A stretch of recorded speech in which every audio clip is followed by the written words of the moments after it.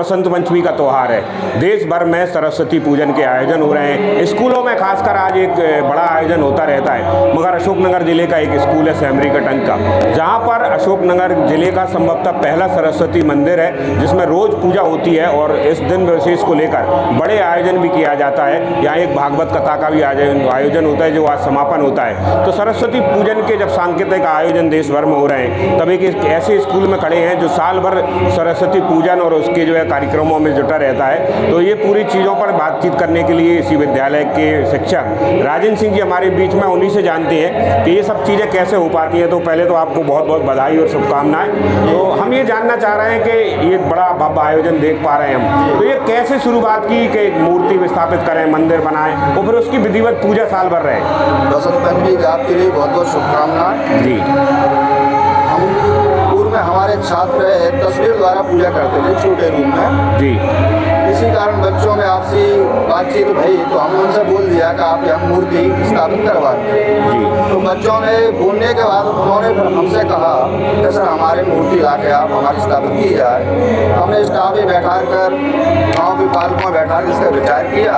तो फिर हमने अपने मंदिर का क्यों ना एक मंदिर बनाया जाए स्थापित करके। तो जब हमने मंदिर बनाने का निर्णय लिया तो एक साल 15 दिन में हमारा मंदिर बनकर प्रतिष्ठा हो गई और हमने विष्णु यज्ञ द्वारा माँ सरस्वती जी को मंदिर के में प्रतिष्ठित कर स्थापित की गई। उसमें कुछ क्षेत्र के साधु संत भी आए। उसमें रणछोड़ धाम हमारे महाराज जी प्रमुख थे, उनके निर्देशन के अनुसार हमने पूरा हिंदू रीति रिवाज वेद शास्त्रों के हिसाब से प्रतिष्ठा करवाई। यज्ञशाला बनवाई, पंडितों द्वारा हवन पूजन करवाया गया और माँ को 7 दिन हमारा यज्ञ चला और फिर माँ की प्रतिष्ठा की गई। इसके बाद जब मंदिर की प्रतिष्ठा के समथिंग नागर जी की कथा अशोकनगर के अंदर चल रही थी, वो भी हमारे कोई शिक्षक विभाग से थे, जगदीश शर्मा जी करते, तो हम कथा सुनने जाते थे। एक दिन माँ सरस्वती के विषय में कथा का प्रसंग चला तो उन्होंने बताया कि प्रत्येक घर में बसंत पंचमी के दिन माँ सरस्वती का जन्मदिन मनाया जाए। तो उसी पांडाल में बैठकर हमने विचार किया कि अगली बसंत पंचमी जो आएगी तो हम अपने विद्यालय में बड़ी भव्य तरीका से मनाएंगे क्षेत्र के लोगों के साथ में। और जैसे ही 2015 हमने पहली बसंत पंचमी मनाई, क्षेत्र के बहुत सारे लोग आए, बच्चों के द्वारा सांस्कृतिक कार्यक्रम करवाए गए और भागवत कथा का भी उसमें आयोजन 7 दिवसीय रखा गया। उस दिन से आज तक लगातार 12वीं वर्ष है और भागवत जी का साप्ताहिक कार्यक्रम होता है। बसंत पंचमी के पहले से शुरुआत कर देते हैं 7 दिन का आयोजन? हाँ जी। तो जो 7 दिन का जो आयोजन आप करते हैं बसंत पंचमी पे, क्या क्या आयोजन इसमें करते हैं? सरस्वती पूजन के अलावा भी और कोई आयोजन होते हैं? हाँ, स्टार्टिंग में हम पहले इसकी व्यवस्था करने लगते हैं।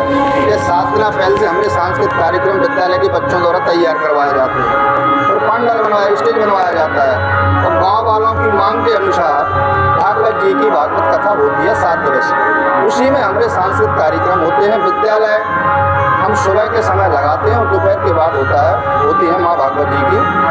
एक चीज़ और बताइए कि स्कूलों में जो मूर्तियाँ होती हैं या छोटी सी प्रतिमा भी रख देती है, तो उनकी पूजा का कोई विधान नहीं होता, कोई भी सिर्फ हाथ जोड़ कर निकल जाता, पर बताते हैं कि आपके स्कूल में बनी जो मूर्ति है, मंदिर है, उसकी जो प्रतिदिन पूजा होती है, तो क्या विधान है इसका? उसका विधान ये है कि सुबह हमारे पुजारी आते हैं मंदिर के, अपने रीति रिवाज के अनुसार माँ सरस्वती की पूजा की जाती है। गांव के लोग सुबह भी आते हैं। शाम के टाइम संख्या ज़्यादा होती है, शाम को संध्या आरती होती है, पूजा होती है। आरती होने के बाद पर डे हमारा काम पर डे बगैर नागा के और लगभग हमारे पास इतने कलर की ड्रेस हैं कि पर डे हम ड्रेस भी बदलते हैं। अच्छा, तो इसमें सिर्फ गांव के लोग शामिल होते हैं कि स्कूल में आने वाले बच्चे भी रहते हैं? बच्चे भी शामिल होते हैं, गाँव वाले होते हैं और हमारा स्टाफ भी होता है, तीनों इसकी कड़ी है। अच्छा, जिस दिन अवकाश होता है या गर्मियों की छुट्टी होती है तो स्कूल में बच्चे नहीं होते, आप लोग नहीं आते, तो फिर ये व्यवस्था कैसे रहती? पुजारी आता है, शाम सुबह आएगा, अपनी पूजा पाठ करेगा, वहाँ पे छोटे मोटे बच्चे सभी आ जाते हैं, एक बुजुर्ग लोग भी आए 2-4 लोग, शाम के आरती होती है, पूरे बच्चे आते हैं शहर ग्राम से। ये जो स्कूल है कौन सी क्लास तक है और कितने गाँव के लोगों की सहभागिता इस पूरे आयोजन में होती है? हमारे सब जितनी गाँव की संख्या है स्वेच्छा से जो भी राशि देते हैं उसके द्वारा इस कार्यक्रम का आयोजन किया जाता है। बाहर से हम कोई पैसा नहीं इसमें एडजस्ट होता है, दान की राशि बाहर के लोग अपनी स्वेच्छा से जो दान पेटी में डाले जाते हैं उसे इसी भंडारे में लगा देते हैं। अच्छा, एक चीज़ और ये बताइए कि हमने स्कूलों में देखी है तो सामान्यतः बहुत छोटी छोटी चीज़ होती है, मगर आपको इस बात को लेकर कभी किसी तरह की तारीफ या चर्चा मिली है कि आपके स्कूल में सरस्वती जी का मंदिर है, मतलब जिसे विद्या का मंदिर कहते हैं, वहाँ विद्या की देवी स्थापित है, तो इस तरह की बातें आती हैं? हाँ, कुछ अच्छे लोग आते हैं इसके विषय में जो जानते हैं, तो जब वे विद्यालय का प्रांगण देखते हैं और मंदिर देखते हैं तो उनके मन में ये बात झलकती है, कभी कभार पूछते हैं कि ये तो ऐसा एहसास हो रहा है कोई सरस्वती जी का आश्रम हो जी, तो हमें मन में प्रसन्नता तो होती है, परंतु हम मन में विचार करते हैं ये ईश्वरी कृपा से हुआ है, व्यक्तिगत हमारी कृपा से नहीं हुआ है। अच्छा, एक चीज़ और बताइए कि जिस स्कूल में खुद मंदिर हो और खुद वांग देवी का मंदिर हो, तो वहाँ के बच्चों में इसका कोई प्रभाव अलग से देखा? क्योंकि आपने दोनों समय देखे हैं, बिना मंदिर के भी स्कूल देखा है और स्कूल के, तो कितना प्रभाव है बच्चों पर? मेरे हिसाब से उनके जो संस्कार हैं जी, उनके धार्मिक संस्कार में मेरे हिसाब से 80% प्रभावित हैं। जी, क्या प्रभाव दिखता है बच्चों में? उनका ये है कि वे बिल्कुल अनुशासन में रहते हैं, मर्यादा में रहते हैं, और सुबह आकर सबसे पहले भी मंदिर जाएंगे क्लास में बैठने से पहले। मतलब हर बच्चा पहले सभी जाति वर्ग के, सभी जाति वर्ग के, और उसमें तो बड़े उत्साह के साथ जाते हैं जी।